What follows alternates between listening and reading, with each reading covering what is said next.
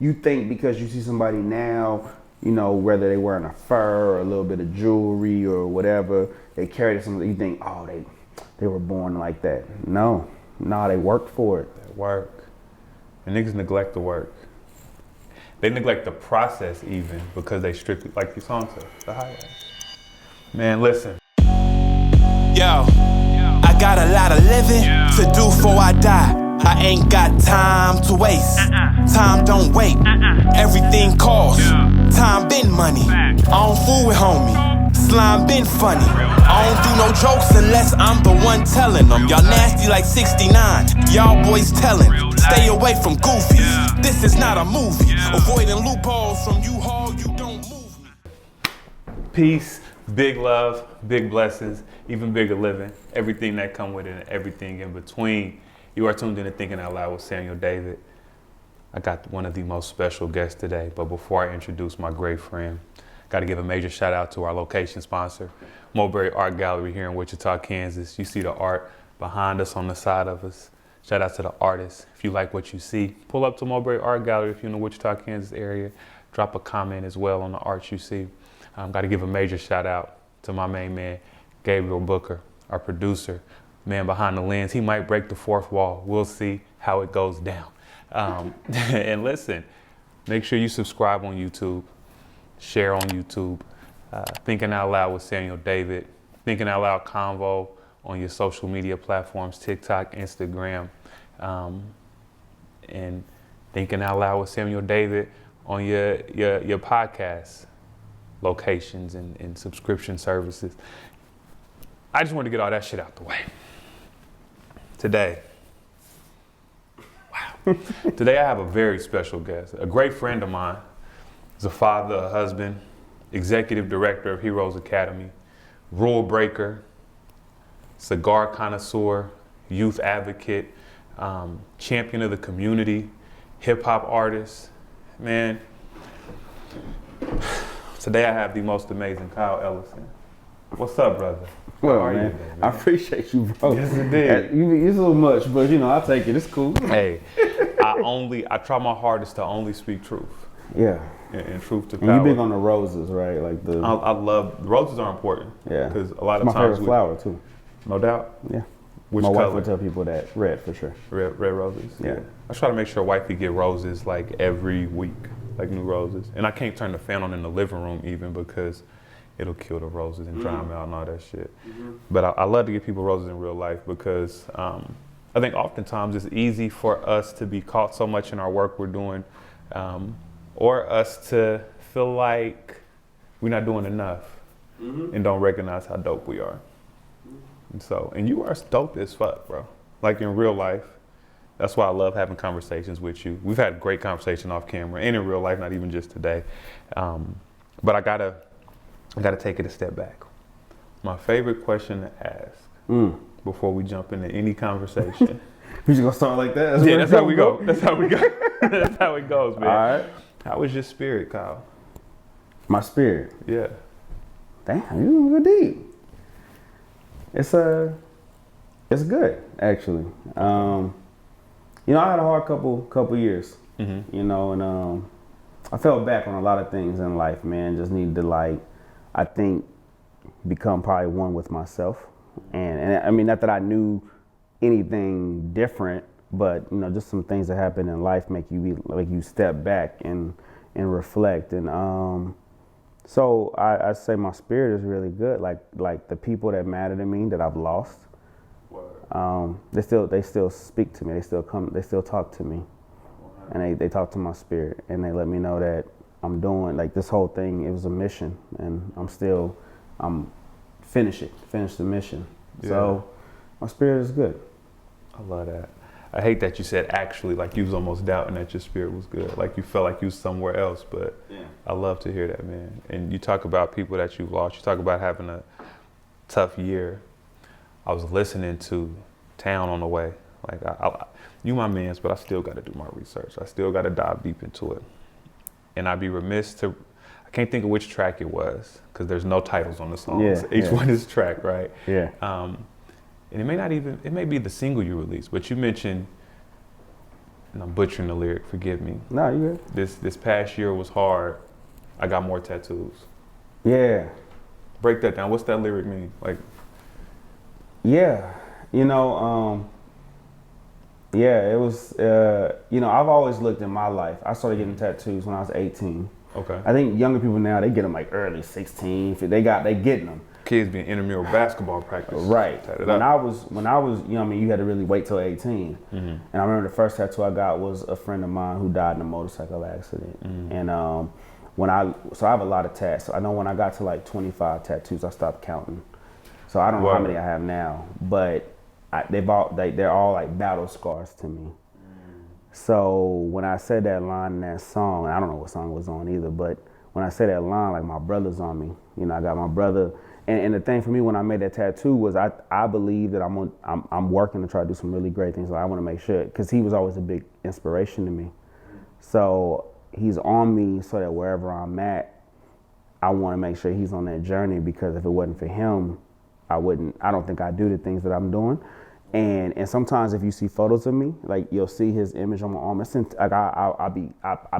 I purposely positioned it in a place where, not that I like do this before we take a photo or something, but I wanted to, if by chance it happens, you see him, because without him there would be no me. You know, and I got my mom on my chest, you know, as well. And you know, that's a sore subject or whatever, but nonetheless, your mother's your mother. And you know, sometimes like people, they joke because they say you light skinned, or you dress like you light skinned. So I wear a shirt super low cut, but you'll see my mom right here on my chest, and angel wings and all that stuff. And I just think, you know, people help us become who we are, and even when they're gone, they're still with you on the journey. And so I just want to represent that. Man, I love that. I love the intentionality behind it. I know you're a very intentional person. I don't think there's much you do that's not on purpose, or even in purpose, right? In real life. And battling, managing, walking through grief even, is hard as fuck. I will say, excuse my language, but it's hard as fuck. But even as I'm listening to Town, like, it sounds like a project that was intentionally put together. Like you said, you can't get your words out. Yeah. But he hear you. Town hear you. Yeah. Right? How difficult was it to put together a project like that? And I'll walk it back a little bit even. Like when I dropped Sound Advice, it was out of grief. But as I'm doing it, it started to become intentionally to battle grief. Yeah. Right? But when I'm listening to Town, I'm like, yo, bro, is really like, he put these headphones on, stepped to this mic to get this out. Yeah. What was that process like for you? Yeah, I can say, I mean, you know, I don't remember the last time I wrote a verse. You know, like I've tried, or I've gotten to a place where I just want to be honest and be truthful. In the Town album, when I wrote that, I remember I did that album in 3 days. I wrote it, but like I recorded it in 3 days. Yeah. And there's a line on there where I say something like, damn, I'm be mad. Cause I'm mad because I don't remember exactly the lyric, but it was something about like a resurrection. And it took me 3 days to make Town, and now I can't stop seeing ghosts. And everything about Jesus and the resurrection, but that's how it felt for me. And when I was making that album, it felt like my brother was with me. Like the lyric, I think it's my dopest work for sure. And my brother was an amazing lyricist, way better than me. Okay. And it felt like he was right there with me. You know, I think there's another line where I said something about sparring. You know, I'm sparring. I said I'm sparring him, and it feel like shadow boxing type of thing. And that's what it was for me. Like it's like I'm boxing me, but it's him. Yeah. And you know, so I guess, you know, to go back to your question, it just allowed me to be able to, you know, he was the whole reason I started rapping.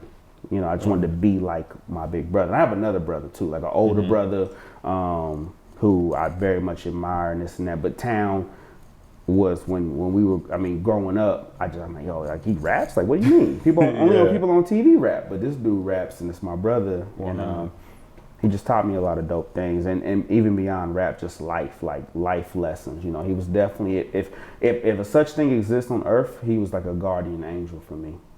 And he still is to this day. Word. Yeah. Wow. So he was sound like guardian angel while he was here, as well as in his earthly passing, because he's still with you. Yeah. How would you say his passing changed you as a man? And I ask that, recognizing that as brothers, we don't always communicate our emotions the most effectively. Yeah. Right? Because the things that we're told traditionally, how to be a man. Men don't do this. I don't even know who made up these rules. Yeah. Like I was thinking the they other all day, man-made. They all man-made. Like who was the dude that was like, oh, men don't cry? Yeah. Who made that rule up, right? But as you've coped with his passing, how has that changed you as a man? I think what it is. For me, what you do is reflect on like the times you had. And you remember certain things that they said to you that resonates or that you never forgot. So I remember one time I was dealing with something difficult with my mother and my wife, and I remember my brother calling me and he was like, "Yo, like at the end of the day, man, right is right and wrong is wrong, and just always side on the side of right." And so you remember those things. I never forgot that when he said it. But what that makes you do is take out the personal element. Forget the name. Forget who's associated. Forget it's your child, or it's your your aunt or your uncle, your mother, your father, whatever, a friend. Right is right and wrong is wrong. And if you're willing to be true to that, people might not love your answers or your opinion on a thing. But at the end of the day, if you're strong to that, if they don't like it, well, I'm sorry you don't like it. But I'm gonna side on the side of right. Even when I'm wrong and somebody calls that out on me and I gotta look at them like, damn, they right. Right is right and wrong is wrong. So, so that part, just little things like that. But I think ultimately, or beyond that, what I would tell you is it made me appreciate time. My brother was 40 years old. Yeah. And I'm 36. So in my mind, I definitely operate in a manner. Some people say I move really fast or too fast. Like, man, take time to slow down, this and that. And they're not wrong. But I also just like, I don't know when the end is here. So for me, I gotta move in a manner to accomplish everything I came here to accomplish. And when I go, I go. And I need me or anybody around me to say, he did his thing. Word. Because we don't know when it ends. And that's how I operate. That's how I feel. No, I like that. It's there's a sense of urgency in that, and I think a lot of times it's easy to look at life and kind of lollygag. Yeah. Go through the motions, not realizing how quick this thing could go, and oftentimes it takes death to realize the importance of life, the irony in it. But on the flip of that, do you ever stop and smell the roses? You know what I'm saying? Like, it's easy to not. You know what I mean? Like, do you smell? We talked about roses as we were sitting down. But do you ever stop and smell the roses? Yeah, I'm laughing because no, I don't. Not enough. I do. I mean, I do. I do more. When I was younger, not at all. Okay. And now I definitely can appreciate. But I've had a couple meetings this week with investors, my family. People always talk to me about how I just never stop to enjoy like the journey or accomplishments, right? Like you've done X, Y, Z in the last whatever amount of time, and I don't know. I mean, I feel like you should do it. I would tell somebody else, oh man, I enjoy the win. But again, like I've always operated in this mindset. Even when I was younger, this is before a lot of loss and whatnot. I've always been like what's the next thing? When I was rapping and the radio thing, I'm like, what's the next record? What's the next show? What's the next? I never cared to, because to me, I'm a very in the moment person. Okay. So when you're doing your thing and you're in the moment, like right now we in this moment, I'm very excited to be here, by the way. I didn't get to say thank you. The way you started the show, I didn't even get to like say the things I had prepared, but but I'm thankful to be here. Word. But as soon as I walk out this door, I'm right to the next thing, which is my daughter's basketball game tonight. Like I'm just in the moment. So I don't stop to be like, damn, I finally made Sam's podcast. I won't be that way. Yeah. I just keep going, and when it airs and then people comment, then you're like, oh, that's what's up. But I've already moved on.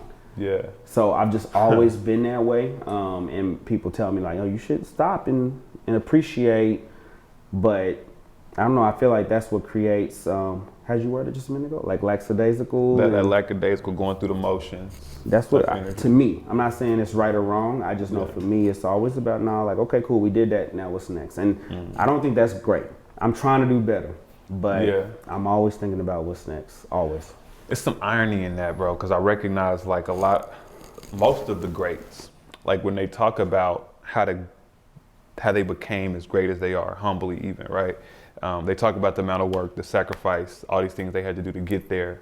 And then in retrospect, it's always like, yo, I wish I would have had more time to do this, or I should have did this, right? It's a weird way that this whole thing works. And I don't think it's a right or wrong to it. I think it's a genuine learning lesson, because it takes a high level of sacrifices and investments to reach the goals that we have in this world. You know what I'm saying? And I like to say investments more than sacrifices, because sacrifices means you're giving something up. Yeah. Investments, you're getting that shit back eventually. I agree. Right.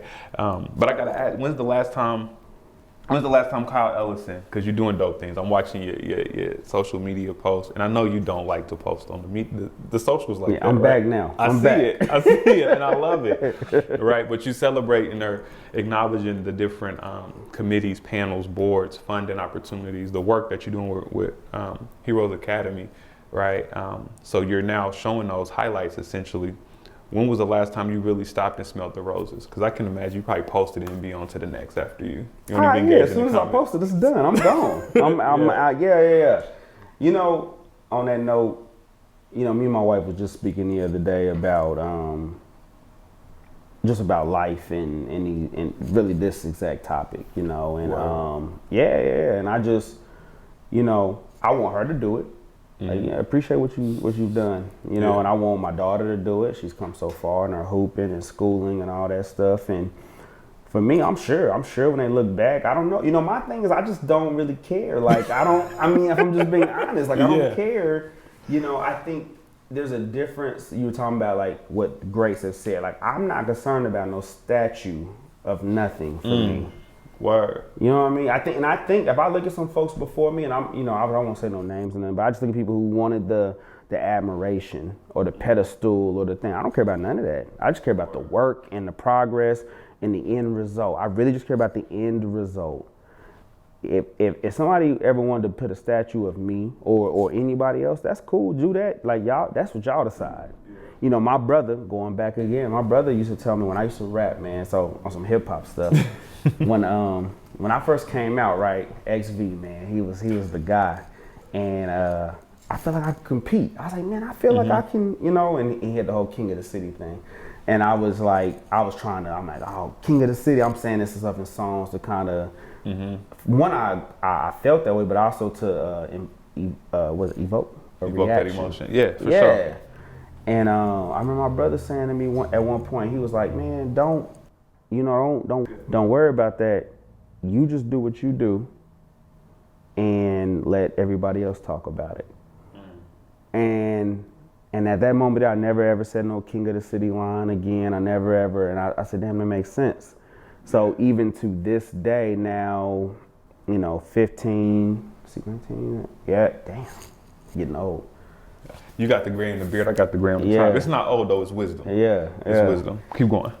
Years later, that's still the same mindset for me. Like, people will say like, oh man, you doing X, Y, Z, this and that. You know, I just believe in what he taught me, man. I just let everybody else say it. I'm just gonna keep working. I'm gonna keep my head down. I'm gonna keep working. I do appreciate it though. Like, I love like some of the perks or things that come. Like, don't get me wrong, but at the end of the day, I still gotta get up and go to work tomorrow. And I still get up, put my pants on, my shoes on. I still gotta get to work. Like, cause giving me or anybody else something for the things that we do, whether it's for kids or for the homeless or for, you know, battered families and so on. If those families are still out there, then what you award me for? Like, I don't understand that. I don't get it. There's still kids that need, so don't give me no trophy. Still work to be done. It's still work to be done. Man, and I think that takes pressure off of it too. Yeah. Like, when you don't, like, when I was actively rapping, I was saying I was that dude, right? And that was part of my shtick, though. That was like part of my character. And then I kind of shifted from that. But before I even jumped off the porch with it, like, I remember you and XV. It was, in our generation, it was you and XV, and I'm like, yo, those are the guys. It's tangible. Those are the guys that I want to be like. Like, y'all trajectory was crazy. Like, I want to say both of you. I know X was signed. I feel like you were like in the cusp of being signed to a national recording art deal as well. Do you ever have any regret on how that, I mean, of course now I guess in hindsight, but do you have any regret on the way that went for you? Never. None. Nah, you know, there's so many stories people don't really know. I had a production deal out of Toronto with people that work with Drake. I was managed by Bad Boy. Word. And, you know, when things got tough, I was, again, me and my wife, you know, we speak, obviously we talk, we live in the same house. And just the other day, just the other day I was talking to her and I said, yo, I realized like my purpose, or not, I mean, I think I've been known, but I'm just saying like going to purpose. There was a point in music where, I mean, I was doing my thing and it was great. And then there was these points where there was these things I had to deal with, these obstacles, whether producers was trying to, you know, hold my music back, you know, and, you know, you're not in control of your situation. And I was like, man, well, forget it, I'm out. Yeah. You know, I'm like, oh, I'm done. And I don't care. Like, I mean, I cared. I really cared. I wanted to really do music. For sure. But now, fast forward to today, I've dealt with way harder things doing work for these kids, and I didn't leave. There was no escaping. There was no, oh, I'm out. Nah, like, this is what I'm invested in. I care about these kids and the work we're doing, and I'm not leaving. So to me, it helps us shape purpose to realize, like, damn, like that situation, I was like, oh, forget it, I'm out. Y'all can have it. This, I ain't left nothing. Nobody knows, you know, and I don't know how much business I'm giving on this platform. But to go from having, you know, pandemic hurt a lot of people. You know, and as an organization to go from, you know, $350,000 to then seeing in the bank account $2,000. No one knows. You know what that feels like? And you're the one responsible, so you have to bring it back. Now, the rap me, let's put it back in. If it was rap, I'd be like, oh, well, I'm out. This ain't gonna work. You're like, I'm cool. 100. This, I said, nah, like I gotta figure it out. You know what I mean? So, it just helps you identify who you are and what you're here for, in my opinion. You know, anybody else could feel different, but that's how I feel. I got one last question in the music realm. Then I want to jump to that because when you talk about that type of loss, I know in situations it's easier to stay because it's bigger than you. You know what I'm saying? And it's more purpose driven. But music wise, I just got to hit on this real quick, man. And I offer my sincere apology. Right? Oh, shit. We're about to go with this. We had a hit. We have a hit record. Oh, collectively. Biffa, yeah. Biffa, bitch, I feel amazing. And I dropped the ball on that one. Getting in my own head, right? And my lack of, it's life, but I don't think we've had light conversations about it. Where are you gonna go with this? We never talked about this. We've never talked about it. No. Right, but I recognize that whether it be my own ambition, short-sightedness even, I didn't allow that record to go as big as it could have for me, you, and Trey, Freddie High. And I feel like that record to this day is a record that is bigger than our hometown. Yeah. And I just have to say my bad for dropping that ball. And I just had to say that out loud. Hey, you good. On that note, you know, I appreciate that. Thank you. 100%. But I don't hold no, you know, I think that life's just about lessons and learning. Yeah. You know what I mean? And I think for me personally, I think the record is amazing. It's still dope. It's still dope right now. I put it up with a lot of records that's still coming out to this day, and I know the city was super behind it, but you know, art is art. Like, you make that in a moment. Again, it's still about the moment. Like, it's just that in that moment, it was dope and we did our thing, but you know, there's lessons learned from that, from all parties involved, you know, and then it's just what you do with those lessons to move forward. But you know, I'm a big firm believer of if there's any type of animosity and I don't have any, but I'm just saying, you know, it only hurts the person that's holding it, you know, pain or negativity or whatever. It's a gift.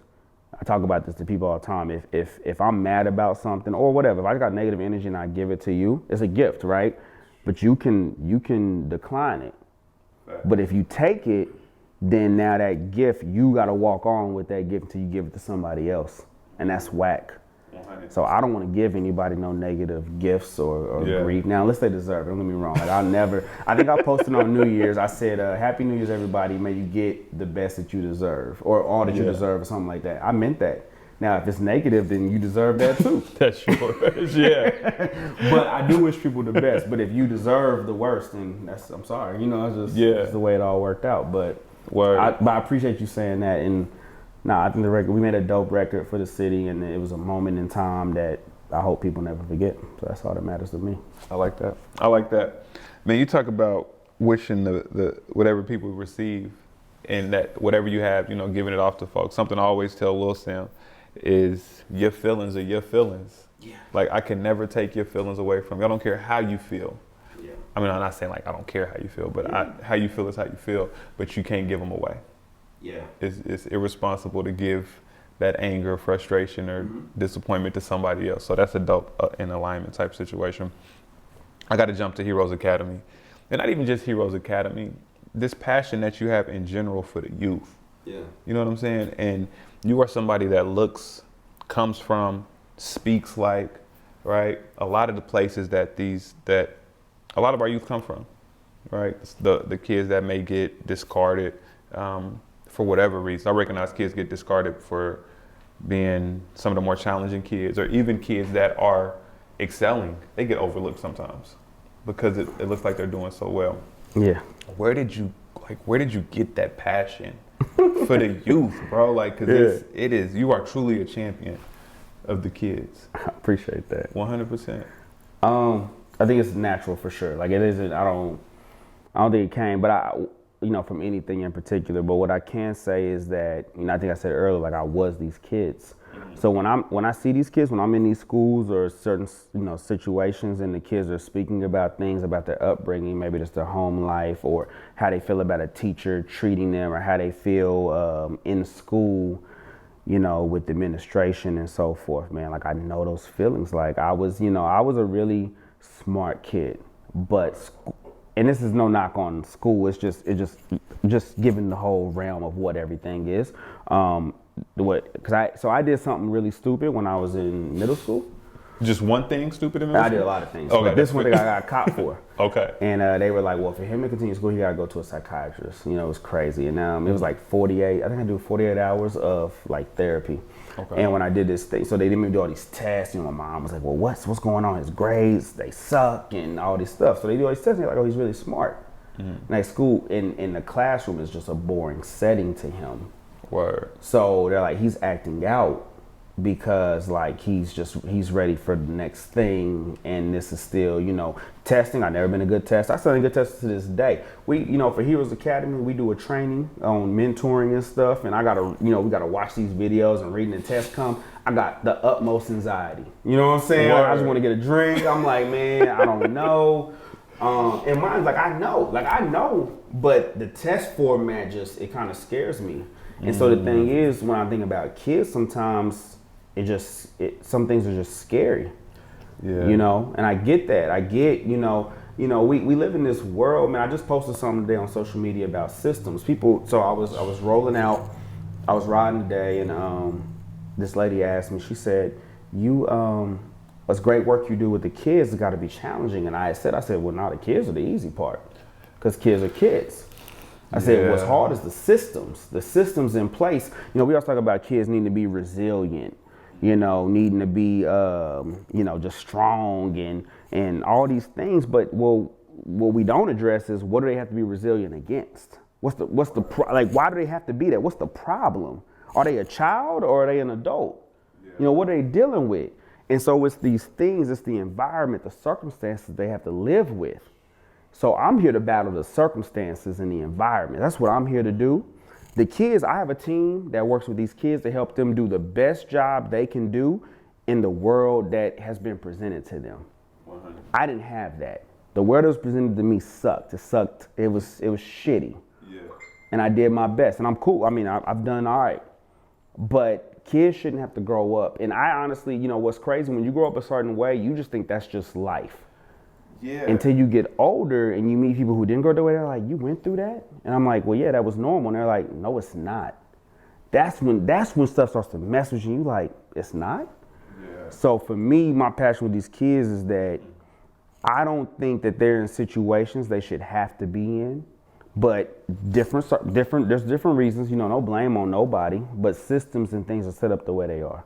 Right. And I just don't believe that it has to be that way for anybody. I think anybody deserves a fair shot. And, you know, what we try to do is, you know, even the platform just a little bit so that they feel like they got the same launching pad as somebody else. Hey, have you ever wanted to start your own podcast? Listen, I got something for you. It's an easy giveaway. All you got to do is make sure not only are you watching this video, but subscribe to the YouTube of Thinking Out Loud with Samuel David. Also, drop a comment under this video, and you'll easily be entered into a drawing for this pod mic, this Rode microphone dynamic podcasting microphone. You want to talk to your people? You want to be heard? I got the hookup like Black and Blue. Holla at your boy. I think that, so I did a thing. So I'm gonna give you the backstory. When I was pursuing my master's, I did this paper actually on society, Black Americans, Asian Americans, Hispanic Americans. Mm-hmm. And one thing about Black culture specifically, and it ain't just us, but we're a higher percentage. And in our mind, when we grow up, we have to either be, to make it, you either gotta be an entertainer, an athlete, or something illegal. I mean, those are like the options. We don't see any version of us on TV, you know, for the most part. Now it's getting better with like Blackish and things like that. But I was making the point, that as parents, we only invest in those three narratives for our kids. So if a kid plays football, we will buy them all the pads, the cleats, all the camps. My daughter plays basketball and she's in everything. But mind you, I want to be clear about this. This is her passion. If she decides she wants to play piano, I put her in every damn piano thing that exists. But her basketball is her thing, and that's fine for me, you know. But as parents, what we do is we invest in all of the other stuff, you know, the cleats again, the camps, the pads, the new jerseys. We will go out and fundraise and do all the shit. But let your kids say they want to be a photographer. That's the specific point you're talking about. We'll be like, well, what are you gonna do with that? Yeah. And I'm like, well, what do you mean? They can't go to a photography camp over the summer? You can't buy them a new camera? Or this lens and this lens and this lens and the bag? Yeah. But let it be football, we'll do all that. Or basketball, we'll do all that. But we can't associate with the arts until, and here's what happens, and this is what I noticed in my life personally, until there's success, when people are like, oh man, they the next Gordon Parks. Now your parents jump on. Yeah. Oh, well, that's bullshit. It takes some type of outside validation or affirmation of the gift or the passion. Yeah, and that's a societal thing. Yeah. That we do. And we should just believe in our kids. I believe that if a child, I don't care if they want to do, I mean, you know, I'm trying to think of something not ridiculous, but like, you know, something, if they want, like, man, I just really love, if a kid walked into a room today and they were like, man, I love the flooring. I don't know. If your kid was 7, they're like, Mom, look at the floor. And they're touching it. Well, I don't know, shit. They seem to be into this shit. Like, maybe we need to introduce them to somebody that does flooring and let's just see what's up. Because I just want my child to be happy. Factuals. I don't care about my dream. I hooped to like a certain extent. If my daughter, you know, she loved hooping, and then she said she want to be a teacher. But she also loves hooping. She wants to go to college. I think if she ever had the opportunity to play professional, she would do it. Word. But she just loves kids. So my daughter hooped up to whatever point and then decided, I'm going to go teach now. Yeah. Are you happy? That's my question. Or coach even. Or coach, which we talk about it. She talked about training. Yeah. Are you happy? Not about, well, I wanted to play pro, so you gotta go pro. I think that's a backwards mentality for us. Yeah. And we should just invest in our kids' dreams, whatever their dreams are. Because again, to back with what I said, I think you come to this earth for a reason. So 100%. So if they here for their reason, that ain't my reason. Let me get out the way. Same way I run Heroes Academy is about, I'm very consistent. Yeah. So Heroes Academy is about bringing in good people. You know, people who you are just good, genuine people that have a talent and skill. Mm-hmm. You hire them for a reason, then get out the way. Word. And what I understand there for? If I gotta still be there, then I should have just did the job. Facts. I mean, move. True not leadership. enough CEOs and people in those positions do that. Parents, whatever. People don't like what I say all the time. Some people think I'm anti-sports, but I'm like, yo, you don't understand. Like, I'm with my kid at basketball stuff 4, 5, 6 nights a week. So I'm not anti-sports. I'm anti them not following their passion. Yeah. I'm anti them following your passion. I'm anti all of that. And I will be that till I die, and I'm fine with it. I don't care. No, and that's a super real thing. Like, it makes me think of something it gives me 3 different thoughts, because now we're really thinking out loud. And I love your passion behind it. Thanks. I don't know. I feel like I went in. I love apologize. it. I love it. I love the passion talking. But no, it's like something smaller. Let's say your kid might be drawn on the walls or something, and then we get mad at them. Like, why? Maybe they want to be an artist, right? Like, those little things that kids do that truly show us. Yeah. They tell us all the time through their actions what they want to do. But as parents, oftentimes it's either ignored, or we're tired, or whatever reason, or even trade schools. I think, to your point, I believe people are who they are from the beginning. When I look back over life, when I think of like a baby, I think of my niece. I remember when she was born. She's a grown woman now with her own child. Children. I think I got 2. She's been the same way she was when she was born. She's still that now. She's a grown woman. I'm like, yo, she was a baby. She was just like this. I think people are who they are when they get here. And I think, to the point of what you were just making, if a kid is doing something really early on, let's just embrace it versus being anti. I think now it's funny, I'm in a lot of things, right? Like the Chamber and the Heroes Academy and just different rooms. And in all honesty, the stuff people are like, man, you're so authentic and you do your thing. That's what I hear. Yeah. And while I appreciate it, don't get me wrong, I appreciate it. But these are the same things I got in trouble for as a kid. When I was a kid, you're not following the rules. You're not being like everybody else. So I said, well, so it's school to tell people how to be, but now as an adult, it's celebrated to be different. Yeah. But in school, it's reprimanded to be different. We got this thing we say at Heroes Academy about what's the point. And I ain't gonna lie, I saw it on something. And I said, oh, I love that. And then we kind of made our own adaptation to it. But at the end of the day, again, we work with kids. Yeah. What's the point of showing kids the world just to tell them they can't have it? Doesn't make sense to me. Don't show them nothing. Just keep them. You remember the movie The Village? Y'all remember The Village when it came out? Yeah. It was just in that little thing, and it was like, wait a minute, we in 2020, or 2019, but we living like we in 1654 or whatever. Like, what are we doing? That part. Like they say with an elephant, right? You keep them tied up, they only go as far as the rope does, and then untie them, they still only go as far as that rope led them before. Yeah. It's a real thing. Man. Me and Lil Sam, so we got a rule like, you got to read after school, you got to read for 20 minutes, you got to write for 20 minutes. And he was like, and he hit me with a thing that I didn't have a good answer outside of what has been traditionally taught. He said, Dad, I was just at school for 8 hours reading and writing. Yeah. And I don't know where you're about to go with this, but I'm excited. But it was so simple. He said, and now I got to come home and read for 20 more minutes. And I said, you know what? I liken that to if I put in work for 8 hours, then I got off work and I did more work for 20 minutes. Just because that's the tradition, or that's the world, or so I can test better. Yeah. Right? And I was like, damn, I had no genuine answer for that.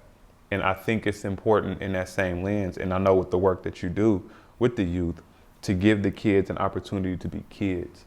Like, bro, I was a case manager for a little bit. And one of the things that I noticed more than anything in these classrooms, the kids do not have an opportunity to be a kid. So they acting out. Yes, the structure of school, let me be careful how I say it because I don't want to make it an absolute, but oftentimes the structure of school is similar to the structure of prison. It's a structure of strictly discipline. It's not a structure of expression. It's not a structure of finding that joy, that happiness. It's like, okay, do this. At lunch, you can't talk. In class, you can't talk. You got to raise your hand. Like, the things that make sense traditionally don't always make sense in the real world. right? And I know you deal with it often, right, with the kids. And you're talking about the systems that you go up against and that you challenge. And then the authenticity. I think being told you're authentic is very similar to being told you're articulate, because it's like, yo, what the fuck else did you expect from me? Right? But all of those things considered, what's some of the biggest struggles that you find as executive director of this nonprofit, right, that is setting kids up for success? Like, what are some of the biggest struggles that you run up against? Whether it be system-wise, parents maybe not quite fully. The other problem with programs, right? A lot of times programs are good for that moment. Yeah. But not too often kids can take that program back home with them, right? Yeah. Or the assistance they might gather, right? So yeah, you getting this, that, and the third in the school. You might get a case manager pulling up for you for 20 minutes at the school. You might get this program you part of after school, but you still got to go back home. Yeah. Right? So I say all of that to say, what are some of the challenges that you and your program run up against as far as a retention or sustainability for the kids? Yeah. You know, I'm gonna answer it. Yeah, because I'm sorry. No, you good. I want you to know. So like, when my daughter was 4 years old, when she was talking and all this stuff, I had this thing about telling her, you know, don't bring me problems, bring me solutions. I was big on that. Like, don't come to me with, Daddy, the such and such on the refrigerator. No, tell me, Daddy, it's on the refrigerator and I gotta climb down and get it. Yeah. Bet. Go ahead. Right? So when you say that, you're like, what challenge? I don't operate in that mindset. I just think of like the solutions or things that we've dealt with and how we solved them. Yeah. I don't know. It's kind of weird. We talk about this at home a lot. Like, I don't, you know, my wife will say, she's like, when you think something or believe something or whatever, like, it just is. You know, like, I don't really, you know, I don't think people can really stop me. I think that sometimes in life, when you look back at what you've overcome or things you've been through, and then you get in these situations, whatever it is today, you're at work, right? You're at work and you're like, yo, damn, my boss is blah, blah, blah, blah. And I'm like, yo, like, you know what it's like to have a gun to your head and still survive that moment. So you worried about your boss yelling at you? That's crazy to me. Or you grew up in a home of abuse and parents yelling at you or such. I don't understand how this equates. Like, but it's all perspective. I'm just willing to say I feel personally, I've been through more than a lot of people in these rooms. And there's no fear for me because I know what it's like to be at nothing and to be in the hood and to have somebody pull a gun on you and you walk away from that. So I'm not concerned about any challenge that's faced in this corporate world or society in this regard or realm of what we're talking about. What I can say though, to answer, cause I don't want to, I just gotta, cause I'm like, it upsets me sometimes. I'm like, people, man, yo, like you think of what you've been through. Like, you in a room full of these type of people, but you're from this and they can never make it in the situations you came from. So I don't, you know, so I mean, again, I hate this is gonna be filmed, so I don't know, people might be mad at me, but whatever, it's cool. And don't edit nothing when it comes to me. But I will say this, I think, so like parents, we used to talk about it, we were like, man, damn, we teaching these kids all these things, but they still gotta go home. Exactly what you said, I was sitting here like, yep, we had them conversations. We was like, well, you know what? We gotta involve the family. It's not just about working with the kids then, we gotta work with the whole home. We got to bring everybody in. If we're exposing kids to different things and giving these opportunities, let's give it to the household. I love that. And then, you know what happens? They go home and they talk about it. They go home and they share that. They go home and they feel that, and they reach out to us and they say, damn, we love that, or thank you, or whatever, you know, blah, blah, blah. So I would just say that for us, yes, we work with kids, you know, 100%, but we're here to change community. And community, the kids are our future, and we believe it starts with them. So if we do what we're supposed to do with them, and the work goes forward. But if we incorporate them and the people that matter to them most, then it's a collective effort. And then you really start to make change and shift mindset and create a growth mindset. Word. And that's what, so to answer your question, hopefully. No, I love, let me see how I want to phrase this, because I say what the fuck I want to say on the show. I love when niggas is in corporate spaces. You know what I'm saying? Because I guess it's the authenticity, but there's a different mindset that's brought, right? One of my favorite books that I've ever read is The 50th Law. Yeah. Right. Yeah. And something that it affirmed, like, yo, when you've been through some of the worst shit, when you've been through some bullshit, again, it's perspective. When you've been through it, it's like, yo, what you gonna tell me, fam? Or even when folks around you are moving, like you said, they may be complaining or lacking accountability even in situations. It's like, yo, you do realize if you don't get that done, this could be a wrap for you, right? Like just having that mindset, and it's like I don't want to say a survival's mentality, but it's almost like a survivor's mentality. That felt accurate to me. You know what I'm saying? Like, yo, if this don't get done, then what happens next? Yeah. As opposed to, oh no, they stopped me from doing it. Man, I love speaking with you, Kyle. Let me ask you this question. I got a series of questions I love to ask every guest that I sit with. And I've been flipping it differently, right? So you 36, 37? 36. 36. Don't do that. I ain't gonna do that. No disrespect. No disrespect. I'm 35. I'll be 36 this year myself. 36. Wow. 10 years ago, 26. Let's fast forward. Let's go back 20 years. If 16-year-old Kyle could see you today, what do you think he would tell you or have to say to you? That's a good question. I think he'd be proud. Actually, I don't think. Yeah, there's no way in my life, no way I ever. I'm just now in a space. My mom passed away December of 2021, and I appreciate it.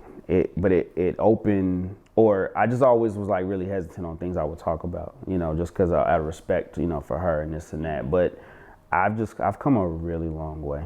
And I think a 16-year-old me, my mom kicked me out of my home or out of her house on my 16th birthday and left me on my dad's front porch. And like on some go be a man, or like I'm done with you type thing, And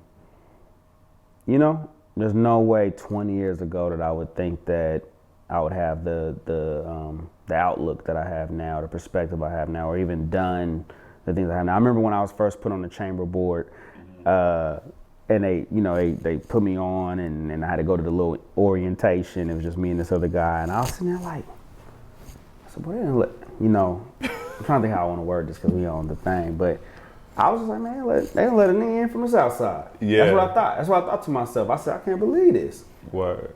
And so I would say that 16-year-old me would look and just be proud, because this was not, it was a lot of work. It was hard. And for people, like, what you think when you grow up is that some of the things I've been able to do, which I've been so blessed and fortunate, you don't think that you're supposed to be able to do when you grow up like I grew up. 100. I feel you. 110%. But through all your wins, right, through all your losses, right, what affirmed to you that you was on the right track?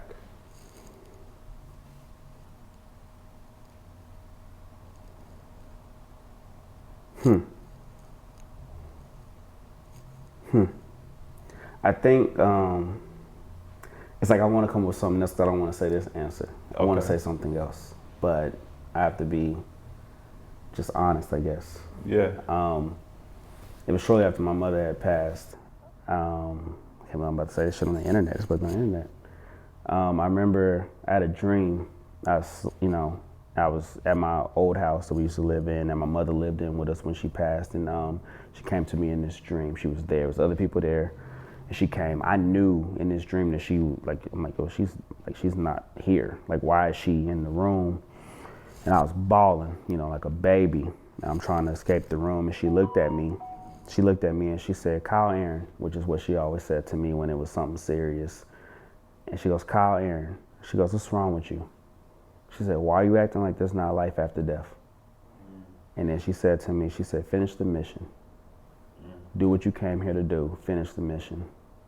And I woke up.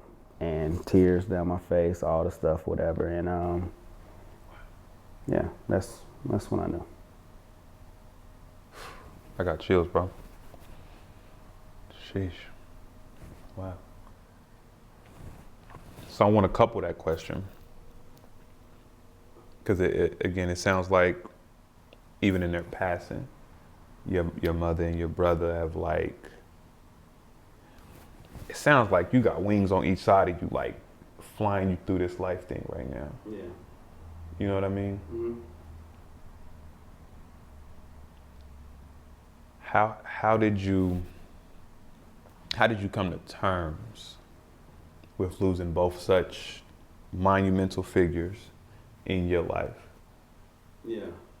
And I say, like, lost my best friend lost a great friend at 16, lost my bestest of friends at 21, right? Lost my biggest father figure right after I lost my grandmother. Lost my father-in-law a couple years ago, and my sister like a couple days after that. She'd still be sitting on me. Mm-hmm. It's not the easiest to navigate. It's not the easiest to have conversations with other brothers about, but I'm a champion of mental health. Yeah. Right? Like, how did you come to terms to walk and fight through all of that grief? Yeah, I don't know that I have, actually. Word. If I want to be honest, Yeah. I think I still deal with it. I've always had this mindset. People that know me have always said, I'm like, oh, I'm built for it. I've always said this, like whatever life threw at me, I'm built for it. That year though, I was like, oh shit, I don't know. You know what I mean? Yeah. But I don't know, I'm built for it. God don't give you nothing you can't handle. I think that we sign on for what we receive sometimes before we get here. I think that again, I think I'm still probably dealing with it, but I know I got a fire in me, man, and the fire that was in me was put in me by the same people you mentioned. So I would be doing a disservice to not take that fire they did and throw gasoline on it. No, I'm not going. The opposite would be for me to take that flame and throw water on it and put it out. Word. Nah, I'm not. Can't nobody stop me, man. Like I mean, Yeah. Can't nobody stop me. And I mean, I think life still has more things to probably throw at you that'll, be hard to deal with. But, Jay-Z, going back to Jay-Z line. Hey, I love the Jay-Z quotes. They say, you a candle in the sun, that shit don't even out. Well, I'm either gonna be a candle, or I'm gonna be the sun, but I'm lit. I'm lit either way. Yeah. And if both is happening at the same time, then I must be the sun. I'm not melting. You know what I'm saying? I'm not throwing no water on nothing. They help create the flame. And so all I'm gonna do is keep igniting. Yeah. I don't know what other options. I mean, obviously there's other options, but I only move one way. I love that. Whew. Kyle, you're giving me chills, man. I got one last question. I'm gonna just shut the hell up because I'm just soaking it all in. Probably long. That's probably like beyond your time. I don't even know what the thing is. Hey, listen, we here, man. Last thing I want to end with, you a girl dad. Yeah. I'm a girl dad. Mm-hmm. How old is your baby girl? 11. 11. Mine will be 15 this year. Shit is real. Yeah. How did having a baby girl change you as a man? That's the best thing ever could happen. Talk to me about it. I think so. What people don't know. I think there's we have societal roles, right, and like gender things. So when my daughter was born on the East Coast, and my wife, man, she had like a really good job. So she had our daughter, and then really she needed to go back to work. And we on the East Coast, we didn't know nobody. So I quit my job and stayed home with my daughter for the first year of my life. Or first year of her life, not my life, first year of her life. And, it taught me so much patience. It taught me, and especially, when you look back, again, I don't know like my early days, obviously as a baby, but I know my childhood. And it was a tough one. And so to have this literally precious thing like life in your hands, and I think I had a lot of things to deal with, issues and, not issues like I was crazy, but I just mean like things you just never got over, from your parents or things that you went through. And so I'm in this space, just her and I, and it's just quiet. There's no noise. You know, she's gonna cry every now and then, need a bottle. I'm still doing music. I'm recording. She in there with me. I'm going to New York. I'm literally going to Bad Boy with a stroller. Yeah. You know what I'm saying? Because my wife was out of town traveling, doing her job, because that was the money, you know, at the end of the day. So, you know, even to this day now that she's a hooper, she's 11, she can take care of herself now. She's at the house by herself right now. But I know that I helped and that we helped instill that in her, those things. And, you know, now that she's hooping, it's amazing to me to just be there the same way I was that first year. I'm still there right now. I hardly miss a practice. I don't miss a game. Mm-hmm. I hardly miss a game. You know, but I just think the world is savage, bro. And it's savage towards young ladies and to women especially. Facts. So the one thing that I tell more you so that, black ones, especially. So the big thing for me, you know, I remember my daughter was 5. I took her to Miami on South. We was on South Beach. My daughter was 5, and I'm showing her everything because I never want her to be surprised by the world. I want her to experience the world with me, and obviously we ain't gonna be able to experience everything, but I need her to be more comfortable. If she sees something outlandish, is that thing when you young, you like, oh, that's exciting, let's go. I need her to be like, I've seen that before. My daddy told me what that was. Bullshit. We're not going. That's what it did for me. I need my daughter to be, she's so sweet, she's so nice and kind, but I need her to still be a savage. You know, and I think there's both, I got it tatted on my leg, sensitive but still savage. I think you can be, but my daughter's a Cancer just like I'm a Cancer. It's crazy. And she's me. My daughter, my wife would be like, she is you. God, her reactions, everything about her is me. She's sweet like her mother though. Her face looks just like wifey. Yeah. Like, but her whole, everything here is she's daddy. And I love it. Yeah. You know, so anyway, it made me better. It just made me better because I just want to do great by her. Mm-hmm. You know, I didn't get to grow up with my pops like around. And my daughter's never known nothing different. Mm-hmm. I think for me, my whole life, everything from my mother to growing up, how I grew up, everything taught me not how to be, it was how not to be. And I've spent my whole life, I remember if I think about like a starting point, I remember my whole mindset has always been to turn around and run the other way. I don't know where I'm trying to get to, but I know I'm trying to run as far away from this as possible. And that's everything for me in life, but especially how I raised my daughter. Man. You ready to end the show? I have one more question for you after that. Give me one more. And then I'm gonna close it. Okay. I'm gonna close it after that. That felt good though, but go ahead. That was amazing, but it teed up a thought of mine, right? Okay. So being a father so close to your daughter. Mm-hmm. My daughter's a daddy's girl as well, like to the max. Mm-hmm. And my son is a mama's boy. I call him 2 Chainz, short for Titty Boy. Yeah. Oh, he's you though. He's you. Oh, 100%. Like it's really wild. Yeah. But even looking like you work with young ladies and young boys. Yeah. I seen a question on the internet that was like, can a dad teach his daughter how to be a woman and vice versa? Yeah. And I don't like those type of questions. Me neither. I thought it was bullshit. I think it's bullshit, right? Because I don't believe that a man can teach a girl how to be a woman, and I don't think that a woman can teach a boy how to be a man. But I do indeed believe that a man can teach a young lady, or a woman can teach a young boy how to be a great person. Yeah. What are your thoughts there? I echo that. Right. I echo that wholeheartedly. That's it. I think we live in a world now where there's a lot of division and everything is categorized and there's all the different things. And I respect all of it. At the end of the day, man, we're just human beings. I just think if you just choose somebody to be a good human being and to treat other people like human beings, like we could be in a much better place. Word. So I echo that wholeheartedly. I don't think, I think people's preferences and whatever they live by, politics, religion, sex, all those stuff, like, man, that's, cool, like, whatever. Word. But like, are you a good person? And am I a good person? And can we be good people together and help other people be good people and help our community be a better community? That's what matters. Yeah, that's it. Listen, Kyle, it's been a great conversation. My heart feels full, right? Like, I love having conversations with you. I gotta ask before we part, can you let the folks know where to find any information about the music, Heroes Academy, or any of your work? Yeah. Dope. Sam, thank you so much for having me on here. It's been a long time coming. I've been waiting. Yes. Please follow me, social media, Mr. Kyle Ellison, all platforms. HeroesAcademyKS.com is where you can find out about our organization.